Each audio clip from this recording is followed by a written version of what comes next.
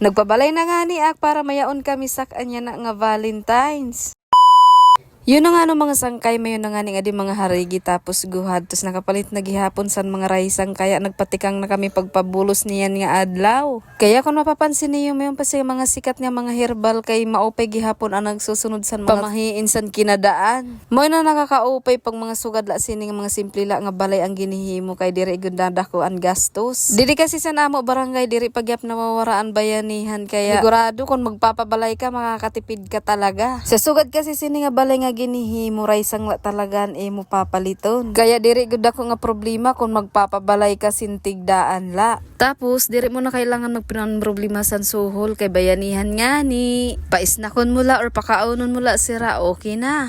Mo na nakakaupay san bayanihan kay talaga burobligid sa bisa nanong nga trabaho basta mahumanlaan balay. Sugad sini nga mga harigi nga gingamit ginbarakyawan la ini para mahinga di sa baryo ngan barakyang gihapon para hingad to san luho san ginbabalay. Sa nahibutang na nga ni nira ang harigi kinahanglan nira nga magkayaon sin tonton. Niyan kay waray man kaya naghimo nala sira simparaan para magkayaon siton. Mao ni ang nakakaupay san mga Pilipino kay sobra talaga sing kag-creative. Dayon na sosolusyonan bisan mga undaspat nga mga problema. Ningalimot ak pagpakian ako nano talaga siton on purpose nga tonton pero batid akon maabot kasi ni nga video sang kay ara mo iton on purpose pa-comment man sa baba.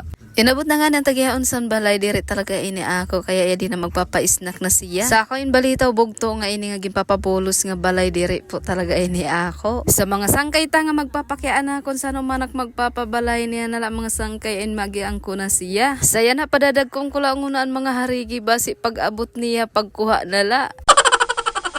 Balitaw mga sangkay ang paghimo sin simple nga balay dali gadla kon imo tutuyoon pero ang ngaran niya pagpamilya diri gudla sin basta-basta. Kailangan paghandaan mo gud sin maupay kay diri lait sugad sin imo pagkaon nga once napasok ka pwede mo iluwa.